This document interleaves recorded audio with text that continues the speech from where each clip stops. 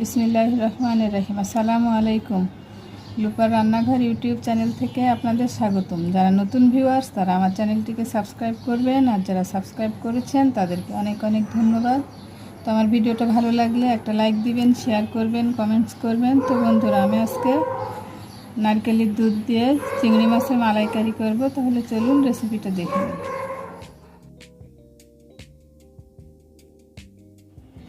চুলা একটা কড়াই বসিয়ে দিয়েছি, আর দিয়ে দিব এতটুকু পরিমাণে বাটার।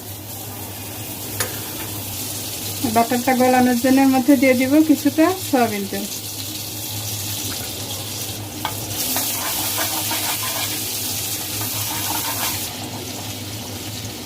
এরপর যে দিয়ে দিব 1 কাপ পরিমাণে পেঁয়াজ।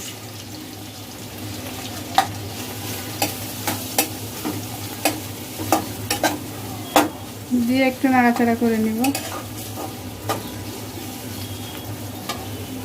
এরপর যে দিয়ে দিব একটু আদা পাউডার, 1 চা চামচ রসুন বাটা, 1 চা চামচ জিরে গরম মশলা।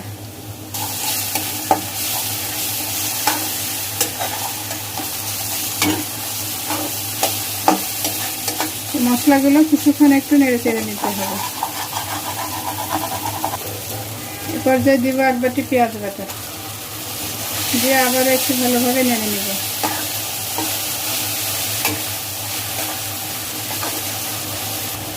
এরপর যে দিয়ে দিব হলুদ, স্বাদ মতো লবণ।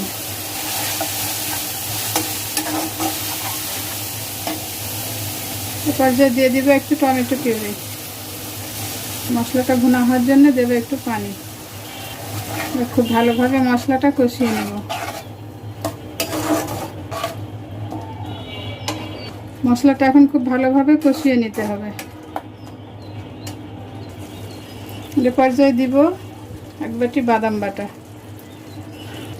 চীনা বাদাম আর কাঠবাদাম, যার কাছে যে বাদামটা থাকে দিবেন। এই রান্নায় বাদামটা দিলে স্বাদটা অনেক বেড়ে যায়।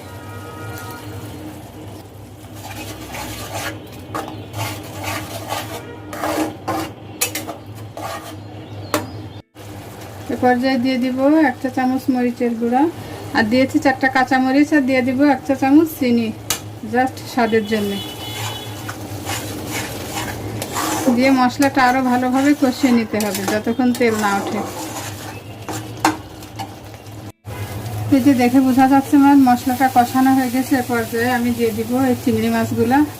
খুব ভালোভাবে ধুয়ে লবণ হলুদ আর লেবুর রস দিয়ে মেখে রেখেছিলাম। আমি আজকে খোসা সহ মাছগুলো রান্না করব।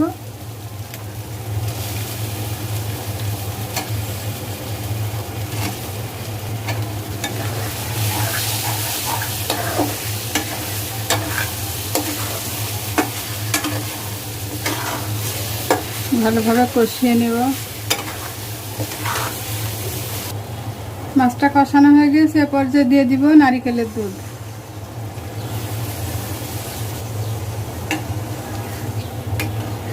নারকেলের দুধে মাছটা সিদ্ধ হয়ে যাবে, পানি দেওয়ার দরকার নাই। এই রান্নাটায় পানি ব্যবহার করাও যাবে না।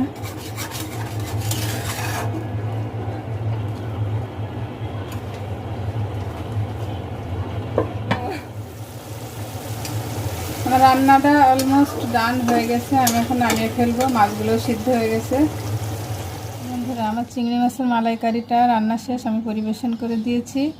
দেখে নিশ্চয় বুঝতে পারছেন রান্নাটা অনেক মজা হয়েছে। তো এরকম মজার মজার রেসিপি পেতে আমার চ্যানেলটিকে সাবস্ক্রাইব করবেন, আমার পাশে থাকবেন। সবাই ভালো থাকবেন, আমার জন্য দোয়া করবেন। আল্লাহ হাফেজ।